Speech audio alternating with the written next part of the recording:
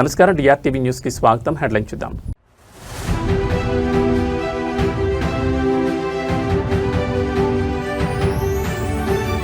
Bhogapuram airport ప్రారంభం. కేంద్ర మంత్రి రామ్మోహన్ నాయుడు.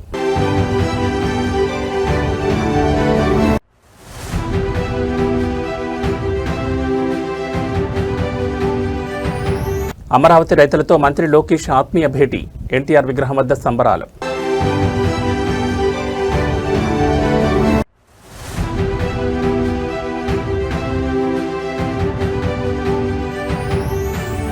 ములుగు కేంద్రంగా CM Revanth big project.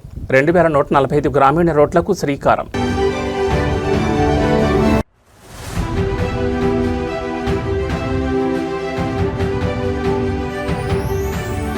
Janasena నేత నాగబాబుకు కీలక పదవి. కేబినెట్ హోదాతో ప్రభుత్వం ఉత్తర్వులు.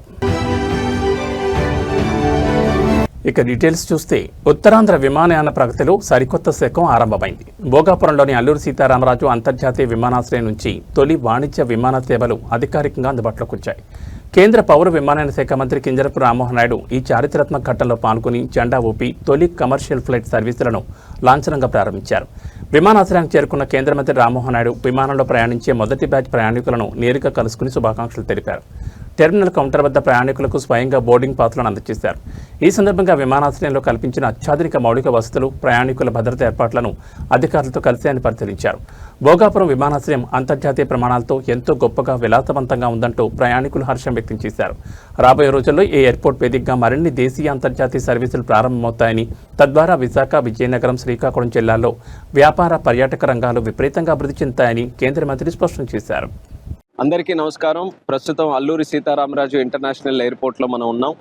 ఈరోజు అంటే ఆగస్టు 17 నుంచి కమర్షియల్ ఫ్లైట్ ఆపరేషన్స్ని ఈరోజు నుంచి ప్రారంభించుకుంటున్నాం. చాలా సందడిగా ప్రయాణికుల తాలూకా ఉత్సాహం మధ్యలో ఈరోజు ఈ కార్యక్రమం జరగడం ఎంతో ఆనందంగా ఉంది. ఫస్ట్ ఫ్లైట్ మనకి హైదరాబాద్ నుంచి ఇండిగో, అలాగే తర్వాత మనకి ఎయిర్ ఇండియా ఎక్స్ప్రెస్ బెంగళూరు నుంచి ఇక్కడ ల్యాండ్ అయిన తర్వాత ప్యాసింజర్స్తో కూడా నేను ఇంటరాక్ట్ అయినప్పుడు వాళ్ళ ఉత్సాహాన్ని నేను చూశాను. అందరూ కూడా ఈ యొక్క ఎయిర్పోర్ట్ని చూసి, ఎయిర్పోర్ట్ తాలూకా అందాన్ని చూసి, ఇక్కడ ఉన్నటువంటి మన సాంప్రదాయాన్ని, మన ఆర్కిటెక్చర్ అన్ని కూడా చూసి ఎంతో మెచ్చుకున్నారు. సో ఎంతో గర్వంగా ఉంది ప్రతి ఒక్కరికి కూడా. అదే ఉద్దేశంతో ఇది కేవలం ఎయిర్పోర్ట్ అనంటే ఒక బిల్డింగ్ లా కాకుండా ఇది మన చరిత్రకు, మన సంపదకు, మన సంస్కృతికి, వాటన్నిటికీ కూడా ఒక ప్రతీకగా ఉండాలి అనే ఆలోచనతో చాలా మనసు పెట్టి ఇది ఒకటి నిర్మించడం జరిగింది. సో అంత అద్భుతంగా ఈరోజు వచ్చినందుకు ఎంతో ఆనందంగా ఉంది. అయితే దీన్ని ఇనాగ్రేట్ చేసిన తర్వాత ఇద్దరు వ్యక్తుల్ని మనం గుర్తు చేసుకోవాలి, ఇద్దరు స్టేక్ హోల్డర్స్ని. అందులో మొట్టమొదటిది దీనికోసం భూమిని త్యాగం చేసినటువంటి రైతులు. ఆ రైతులకి ముందుగా నా తాలూకా ధన్యవాదాలు తెలియజేసుకుంటున్నాను.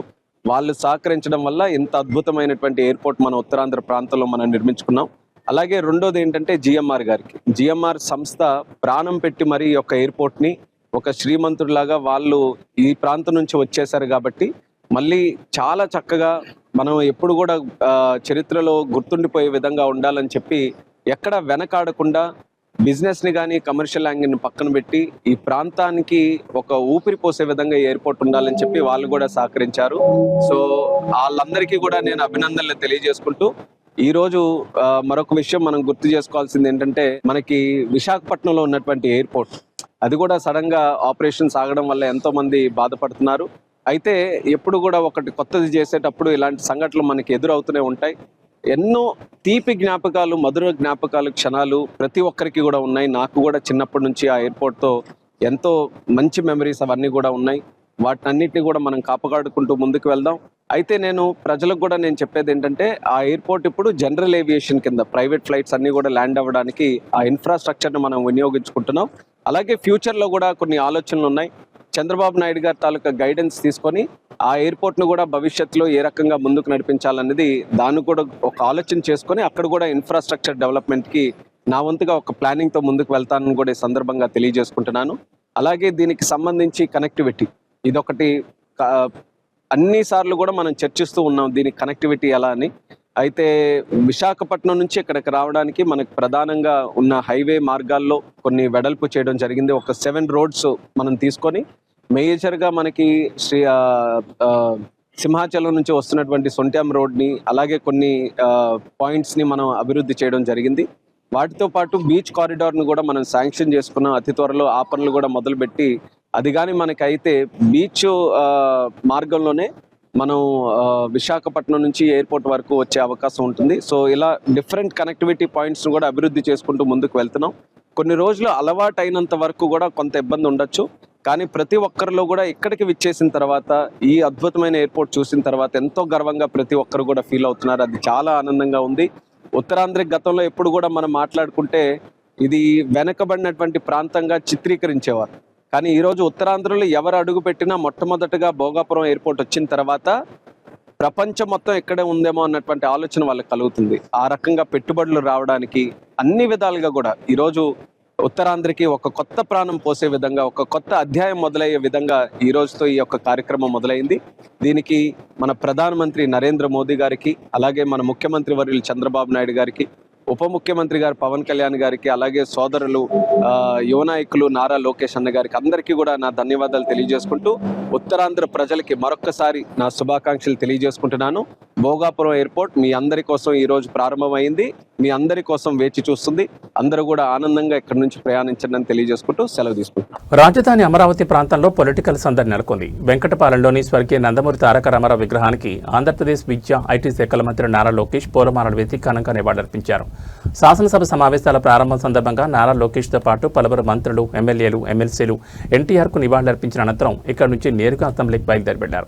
వెంకటపాలెంలో జరిగిన ఈ కార్యక్రమంలో రాజధాని ప్రాంత రైతులు పెద్ద ఎత్తున పాల్గొన్నారు. అమరావతి నిర్మాణంలో భాగస్వాములైన రైతులు ప్రజాప్రతినిధులతో కలిసి ఎన్టీఆర్ విగ్రహానికి నివాళులర్పించారు. రాజధాని అభివృద్ధి, అమరావతి ప్రాంత పురోగతికి కట్టుబడి ఉన్నామని ఈ సందర్భంగా నాయకులు స్పష్టం చేశారు. మంత్రులు, ఎమ్మెల్యేలు, ఎమ్మెల్సీల రాకతో వెంకటపాలెం ఎన్టీఆర్ విగ్రహ ప్రాంగణం కోలాహలంగా మారింది. రైతుల నినాదాలు, ప్రజాప్రతినిధుల కలయికతో పండగ వాతావరణం కనిపించింది. ఎన్టీఆర్ ఆశయాల సాధనకు కృషి చేస్తామని తెలిపిన నాయకులు అక్కడి నుంచి నేరుగా శాసనసభకు బయలుదేరి వెళ్లారు.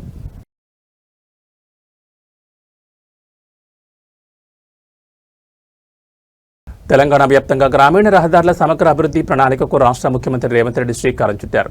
రాష్ట్ర వ్యాప్తంగా ఏకంగా 2145 గ్రామీణ రహదారులను ఆధునీకరించే బృహత్తర కార్యక్రమానికి ములుగు కేంద్రంగా శుభారంభం పలికారు. పంచాయతీరాజ్ శాఖ ఇంజనీరింగ్ విభాగం ఆధ్వర్యంలో ములుగు జిల్లా ఘట్టం ఆలయం ఎదురుగా నూతనంగా నిర్మించిన హ్యామ్ రోడ్ల పైలాన్ను ముఖ్యమంత్రి ఘనంగా ఆవిష్కరించారు. ఈ బృహత్తర పథకం ద్వారా గ్రామ పంచాయతీల నుంచి మండల కేంద్రాలకు, అలాగే రాష్ట్రంలోని ప్రధాన రహదారులకు రోడ్లను అభివృద్ధి చేసి అనుసంధానించనున్నారు. గ్రామీణ ప్రాంతాల్లో రవాణా రంగాన్ని సరికొత్త పుంతలతో ంచేందుకు ములుగు కేంద్రంగా తొలి అడుగు పడింది. గిరిజన ఏజెన్సీ ప్రాంతాలతో పాటు పల్లె-పల్లెకు మెరుగైన రోడ్డు సదుపాయం కల్పించడమే లక్ష్యంగా ప్రభుత్వం ఈ రోడ్ల నిర్మాణాన్ని చేపడుతోంది. ఈ పైలాన్ ఆవిష్కరణ కార్యక్రమంలో రాష్ట్ర మంత్రులు సీతక్క, పొంగులేటి శ్రీనివాసరెడ్డితో పాటు పలువురు స్థానిక ప్రజాప్రతినిధులు, పంచాయతీరాజ్ శాఖ ఉన్నతాధికారులు పెద్ద ఎత్తున పాల్గొన్నారు. ములుగు ప్రాంత పర్యటనలో భాగంగా కట్టమ్మ ఆలయం వద్ద ప్రత్యేక పూజల అనంతరం ఈ అభివృద్ధి పనులకు సీఎం శ్రీకారం చుట్టారు.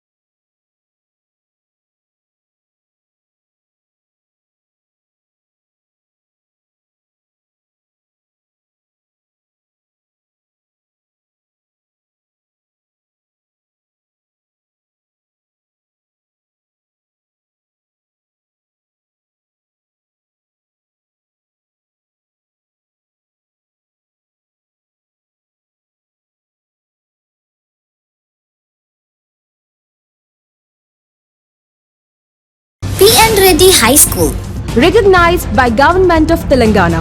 Narsapur Crossroads, District Medak. Classes from nursery to 10th class.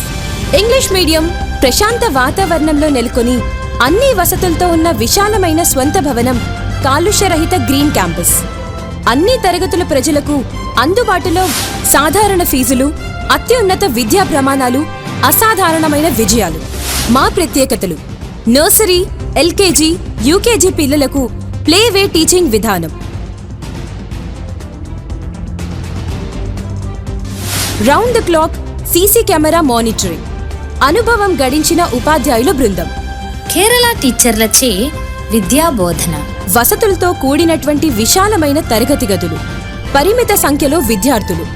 ప్రతి విద్యార్థిపై ప్రత్యేక శ్రద్ధ చూపుతూ yoga, meditation, spoken English, interactive sessions నిర్వహించబడుతుంది. చదువుతో పాటు కంప్యూటర్ ల్యాబ్, డిజీ ల్యాబ్ ద్వారా టాపిక్ పట్ల అవగాహన కలిగించడం, ఐఐటి ఫౌండేషన్ స్పెషల్ క్లాసెస్ నిర్వహించబడతాయి. ప్రతి ఏటా ఎస్ఎస్సిలో 100% రిజల్ట్ సాధించి ప్రభంజనం సృష్టిస్తున్న విద్యా సంస్థ P.N. Reddy High School. Science lab, science fair, art fair నిర్వహించుట, సాంస్కృతిక కళలు, డాన్స్, డ్రామా, గేమ్స్ నిర్వహించుట మరియు సోషల్ యాక్టివిటీస్లో పార్టిసిపేట్ చేయించుట,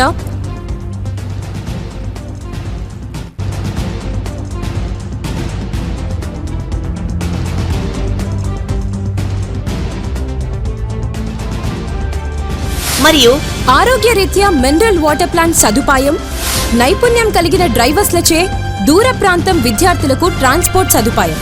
అన్ని వసతులు కలిగిన విద్యా సంస్థను దర్శిద్దాం. మన పిల్లల బంగారు భవిష్యత్తుకు చక్కటి పునాది వేద్దాం. అడ్మిషన్లు ప్రారంభమైనవి. ఇతర వివరాలకు సంప్రదించండి. Principal కుమారి వైష్ణవి రెడ్డి. కరెస్పాండెంట్ విద్యారత్న మరియు నంది అవార్డుల గ్రహీత శ్రీ P.N. రెడ్డి గారు. Contact cell number 9849501388. నర్సాపూర్ మరియు తూప్రాన్ పరిసర ప్రాంత విద్యార్థులకు మరియు తల్లిదండ్రులకు శుభవార్త. హైదరాబాద్ కార్పొరేట్ కళాశాలలో సుదీర్ఘ బోధనానుభవం గల ఫ్యాకల్టీచే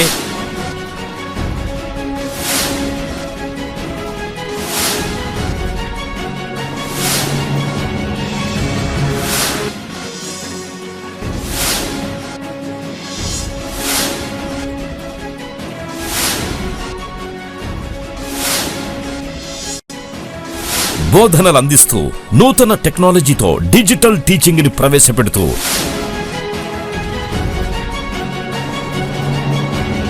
అన్ని విభాగాల్లో ఇంటిగ్రేటెడ్ కోర్సులతో నర్సాపూర్ మరియు తూప్రాన్లలో స్థాపించబడ్డ స్కాలర్ ఐఐటి జూనియర్ కళాశాల.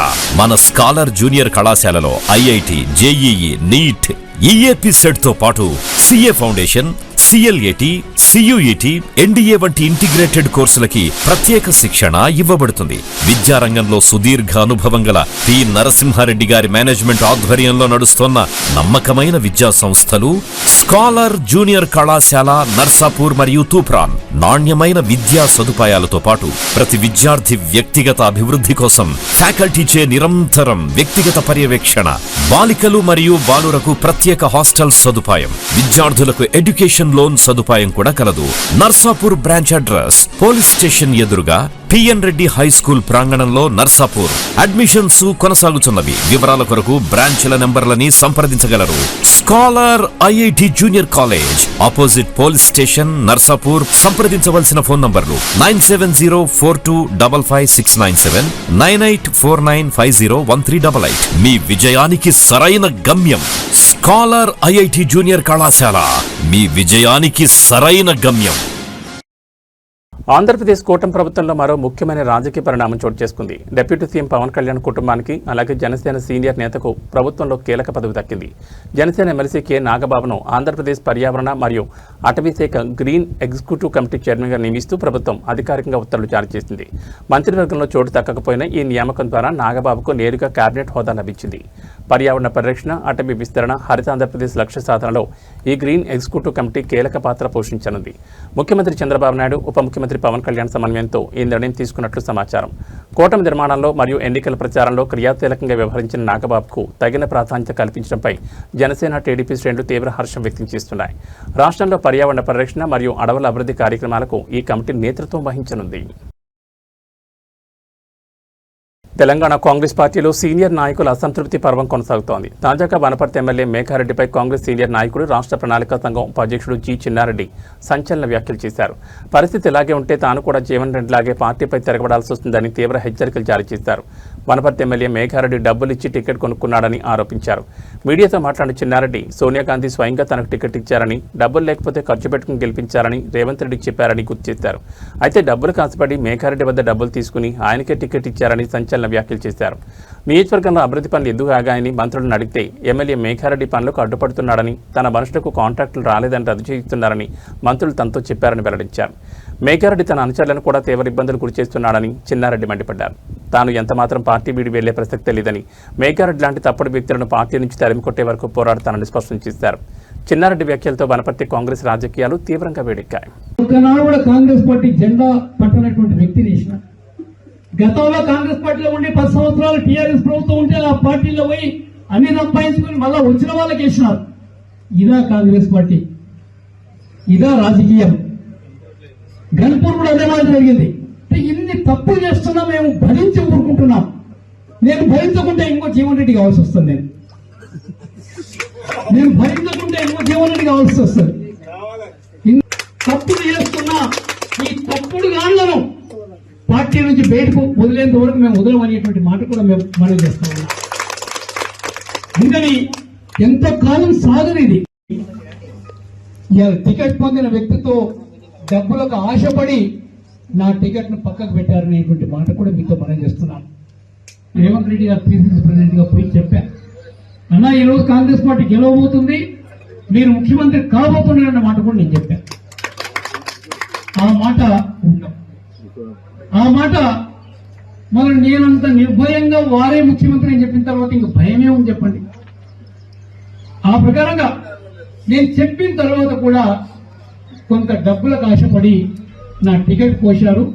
ఇలా నా 45 సంవత్సరాలు నిర్మాణం చేసుకున్న రాజకీయ జీవితాన్ని ఒక్క వేటుతో కింద పడేశారనేటువంటి మాట కూడా మీతో నేను మనం చేస్తా ఉన్నాను. నేను పడిపోతే పడిపోవచ్చు, కానీ ఆ వనపర్తి నియోజకవర్గాన్ని పూర్తిగా నాశనం చేశారు.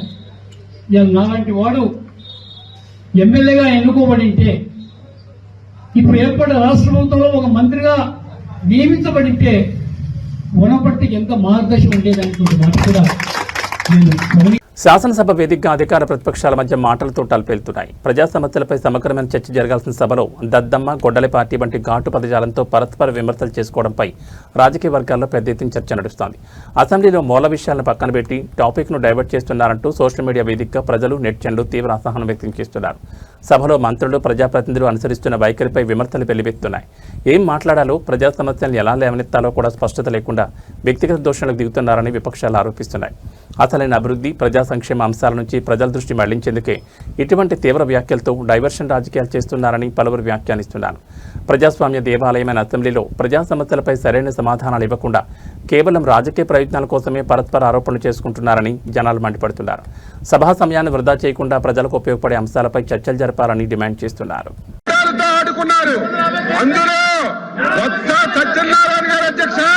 విద్యాశాఖ మంత్రిగా ఉండి కనీసం వాళ్ళ కొత్త పార్టీ అధ్యక్షుడికి చెప్పి నోటిఫికేషన్ ఇచ్చుకోలేనటువంటి దద్దమ్మ ఈ రోజు మళ్ళీ శాసనమండలిలో మాట్లాడుతున్నారు. అధ్యక్ష, పేదలకు కార్పొరేట్ స్థాయి వైద్యాన్ని పూర్తి ఉచితంగా అందించాలన్న కేసీఆర్ సమున్నత లక్ష్యంతో నిర్మించిన సనత్ నగర్ టిమ్స్ ఆసుపత్రి ఎట్టకేలకు ప్రజలకు అందుబాటులోకి రావడంపై సర్వత్రా హర్షం వ్యక్తమవుతోంది. ఎయిమ్స్ తరహాలో హైదరాబాద్ నలుదిశలా టిమ్స్ హాస్పిటల్స్ ఉండాలన్న ఆలోచనతో బీఆర్ఎస్ హాయంలోనే వేగంగా చేపట్టిన నిర్మాణ ఫలాలు ఇప్పుడు పేద రోగులకు ప్రాణదాతగా మారుతున్నాయి. 22 ఎకరాల సువిశాల ప్రాంగణంలో నిర్మించిన సనత్ నగర్ టిమ్స్లో 1000 పడకలు, 300 ఐసీయూ బెడ్లు, 16 అత్యాధునిక ఆపరేషన్ థియేటర్లు అందుబాటులోకి వచ్చాయి. అవయవ మార్పిడి విభాగంతో పాటు MRI, CT scan, cath labs, dialysis centre వంటి అన్ని రకాల సూపర్ స్పెషాలిటీ సేవలు ఒకే చోట లభించడం రోగులకు వెలకట్టలేని వరంగా మారింది. జిల్లాల నుంచి ప్రాణాపాయ స్థితిలో రాజధానికి వచ్చేవానికి ఈ ఆసుపత్రి ఒక సంజీవినిలా సేవలందించనుంది. కేసీఆర్ పేరుస్తుందనే రాజకీయ కక్షతో ఎన్నాళ్లు జాప్యం చేసిన కాంగ్రెస్ ప్రభుత్వం ఇప్పటికైనా స్పందించాలని బీఆర్ఎస్ నేతలు డిమాండ్ చేస్తున్నారు. అల్వాల్, ఎల్బీనగర్ టీమ్స్ ఆసుపత్రులతో పాటు తెలంగాణలోని అతిపెద్దదైన 2000 పడకల వరంగల్ సూపర్ స్పెషాలిటీ ఆసుపత్రి నిమ్స్ విస్తరణ పనులను సాధ్యమైన త్వరగా పూర్తి చేసి ప్రజలకు అందుబాటులోకి తీసుకురావాలని స్పష్టం చేస్తున్నారు. తెలంగాణలోని గురుకుల పాఠశాలలో వరుస ఫుడ్ పాయిజన్ ఘటనలు ఆందోళన కలిగిస్తున్నాయి. తాజాగా సిద్దిపేట జిల్లా మద్దూరులోని కస్తూర్బా గాంధీ బాలికల విద్యాలయంలో విషాహారం తిని 18 మంది విద్యార్థులు తీవ్ర అస్వస్థతకు గురయ్యారు. రాత్రి భోజనం చేసిన కొద్దిసేపటికే విద్యార్థులకు వరుసగా వాంతులు, తీవ్రమైన కడుపు నొప్పి రావడంతో పాఠశాల ప్రాంగణంలో కలకలం రేగింది. పరిస్థితిని గమనించిన పాఠశాల సిబ్బంది వెంటనే అప్రమత్తమై అస్వస్థతకు గురైన 18 మంది విద్యార్థులను చికిత్స నిమిత్తం సమీపంలోని ప్రభుత్వ ఆసుపత్రికి తరలించారు. ప్రస్తుతం వైద్యుల బృందం విద్యార్థులకు అత్యవసర చికిత్స అందిస్తున్నారు. భోజనంలో ఉపయోగించిన పదార్థాలు లేదా నీరు కలుషితం కావడం వల్లే ఈ అస్వస్థత తలెత్తి ఉండొచ్చని ప్రాథమికంగా అనుమానిస్తున్నారు. విషయం తెలుసుకున్న విద్యార్థుల తల్లిదండ్రులు, బంధువులు హోటాహోట్న ఆసుపత్రికి చేరుకుని తీవ్ర ఆందోళన వ్యక్తం చేస్తున్నారు. గురుకులాల్లో మెస్ నిర్వహణపై నిరంతర పర్యవేక్షణ లోపిస్తోందని ఆగ్రహం వ్యక్తం చేస్తున్నారు. ఘటనపై సమాచారం అందుకున్న విద్యాశాఖ అధికారులు, స్థానిక నాయకులు ఆసుపత్రికి చేరుకుని విద్యార్థుల ఆరోగ్య పరిస్థితిని సమీక్షించారు. పాఠశాలల్లో శుభ్రత, భోజన నాణ్యతపై కఠిన చర్యలు తీసుకోవాలని విద్యార్థుల కుటుంబ సభ్యులు డిమాండ్ చేస్తున్నారు.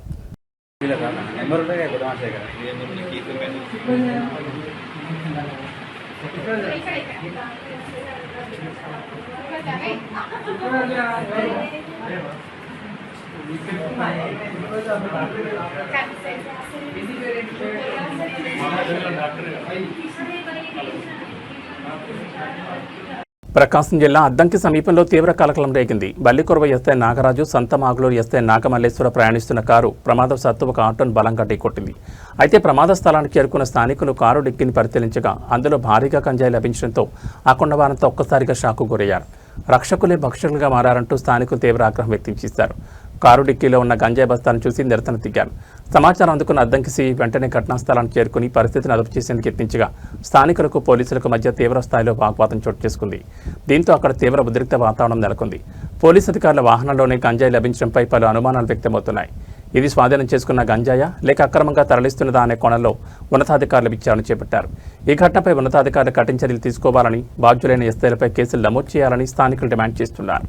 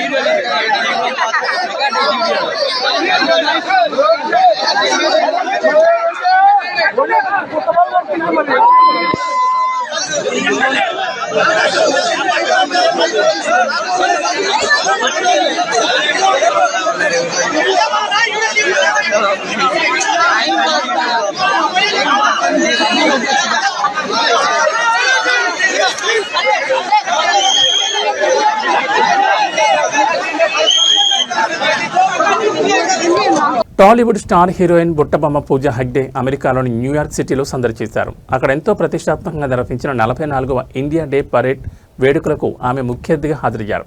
విదేశీ గడ్డపై భారతీయ సంస్కృతి సంప్రదాయాలు ఉట్టిపడేలా నిర్వహించిన ఈ కార్యక్రమంలో పూజ ప్రత్యేక ఆకర్షణగా నిలిచారు. న్యూయార్క్ వీధిలో జరిగిన ఈ ఘనమైన వేడుకల్లో పూజా హెగ్డే అత్యంత అందమైన సాంప్రదాయ దుస్తుల్లో మెరిసిపోయారు.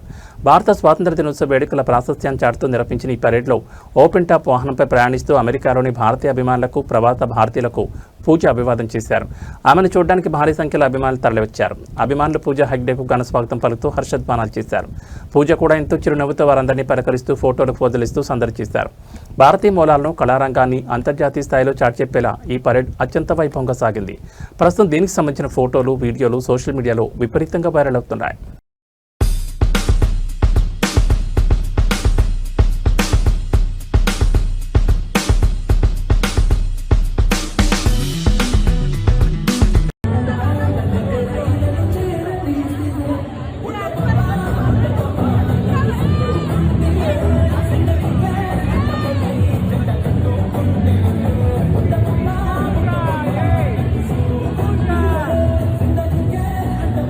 హైదరాబాద్ బులియన్ మార్కెట్లో ఇవాళ పసిడి ధరలు మరోసారి పైకెగబాకాయి. నిన్నటితో పోలిస్తే 24 క్యారెట్లు మరియు 22 క్యారెట్ల బంగారం ధరలు గణనీయంగా పెరిగాయి.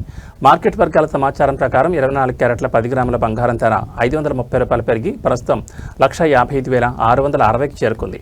ఇక ఆభరణాల తయారీకి ఎక్కువగా ఉపయోగించే 22 క్యారెట్ల 10 గ్రాముల పసిడి ధర కూడా 500 ఎగబాకింది. దీంతో హైదరాబాద్ మార్కెట్లో 22 క్యారెట్ల తులం బంగారం ధర 1,42,700 వద్ద పలుకుతోంది. అంతర్జాతీయ మార్కెట్లలో మార్పులు మరియు స్థానిక డిమాండ్ పెరగడం వల్లే ఈ ధరల్లో పెరుగుదల కనిపిస్తోందని బులియన్ నిపుణులు వెల్లడిస్తున్నారు. ఇక వెండి విషయానికి వస్తే కేజీ సిల్వర్ రేటు ప్రస్తుతం 2,55,000 వద్ద స్థిరంగా కొనసాగుతోంది.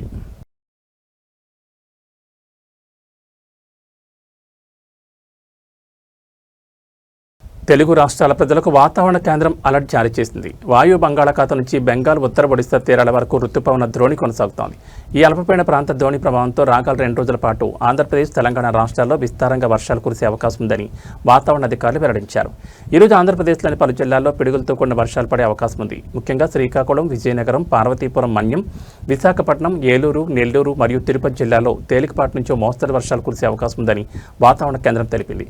అక్కడక్కడ ఉరుములు మెరుపులతో పాటు గంటకు 30 నుంచి 40 కిలోమీటర్ల వేగంతో బలమైన వీధురుగాలులు వీచే అవకాశం ఉందని హెచ్చరించింది.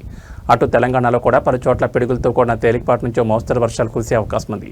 వర్షం కురిసే సమయంలో ప్రజలు, ముఖ్యంగా రైతులు, వ్యవసాయ కూలీలు చెట్ల కింద ఉండకూడదని, విద్యుత్ స్తంభాలకు దూరంగా సురక్షిత ప్రాంతాల్లో ఉండాలని అధికారులు సూచిస్తున్నారు. ఏబీ బులెటిన్ విశేషాలు. నమస్కారం.